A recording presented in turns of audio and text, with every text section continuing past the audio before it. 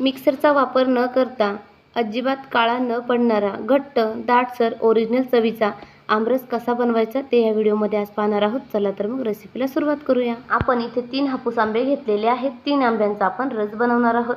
त्याकरता 3 हापूस आंबे स्वच्छ धुवून चांगले पुसून घेतलेले आहेत. या पद्धतीने ते आपण असे पिळून घ्यायचे आहेत. छान त्या सॉफ्ट करून घ्यायचे आहेत आंबे. त्यामुळे रस बनवायला खूप सोपं जातं. या आधीच्या व्हिडिओमध्ये रस बनवण्याची एक पद्धत आपण पाहिली होती. त्याची लिंक खाली डिस्क्रिप्शन बॉक्समध्ये दिलेली आहे. हवी असल्यास नक्की जाऊन चेक करा.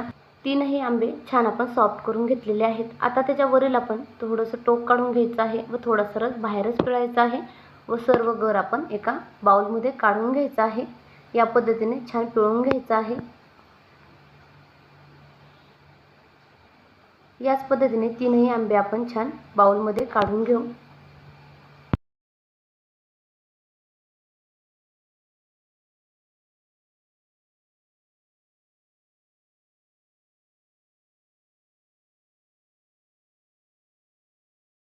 तीनही आंब्याच्या आतील गर आपण या बाउलमध्ये काढून घेतलेला आहे. आता आपण ज्या कोई आहे त्यावर भरपूर सारा गर आहे, त्यामुळे कोय अशी हाताने छान स्वच्छ करून घ्यायची आहे. सर्व गर आपण असा हाताने काढून घ्यायचा आहे.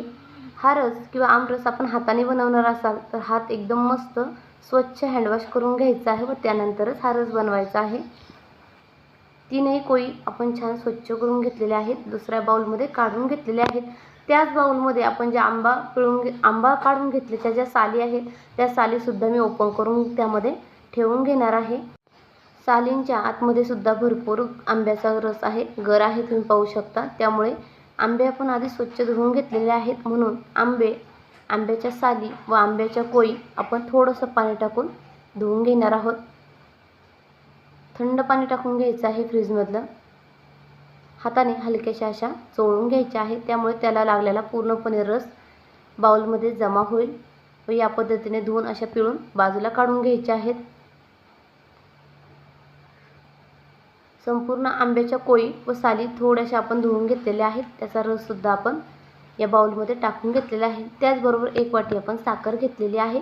चिमूटभर मीठ टाकून घेऊ. इथे आपण मिक्सरचा वापर नाही करणार. इथे आपण आंबा चांगला स्मॅश करण्यासाठी रवी वापरू शकतो.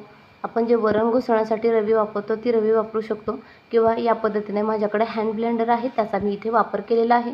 हा वायरलेस आहे, याला लाईटीची सुद्धा आवश्यकता नाही. आपण इथे हँड ब्लेंडरचा वापर केल्यामुळे आंब्याच्या ज्या गुठळ्या आहेत त्या पूर्णपणे मोडल्या जातील व एकदम छान एकसारखा रस तयार होईल. छान घट्ट दाटसर रस तयार होतो या पद्धतीने. इथे रवी वापरली तरीसुद्धा रवीने 5 मिनिटे रस चांगला असा घुसळून घ्यायचा आहे. त्यामुळे गाठी पूर्णपणे मोडल्या जातात, एकसारखा रस तयार होतो. इथे आपण थंड पाण्याचा वापर केल्यामुळे रसाचा रंग अजिबात काळा पडत नाही. 7 ते 8 तासांकरिता हा रस छान फ्रेश राहतो, अजिबात काळा पडत नाही. इथे आपण दुधाचा वापर अजिबात केलेला नाही. दूध हे पचायला जड जातं, तसेच रसाबरोबर दूध शक्यतो पचलं जात नाही. त्यामुळे इथे फक्त पाण्याचा वापर करायचा आहे. पाण्याऐवजी तुम्ही इथे आईस क्यूबसुद्धा वापरू शकता. 5 मिनटं आपण हा रस चांगला घुसळून घेतलेला आहे, तुम्ही पाहू शकता. एकदम मस्त घट्ट दाटसर व ओरिजिनल चवीचा हा आमरस तयार झालेला आहे. हा रस बनवण्यासाठी आपण अजिबात मिक्सरचा वापर केलेला नाही. लाईट नसेल तरीसुद्धा आपण छान हव्या त्या वेळेला हा रस बनवून खाऊ शकतो. तुम्हीसुद्धा ह्या सोप्या पद्धतीने रस नक्की ट्राय करून पहा. रेसिपी आवडली असेल तर व्हिडिओला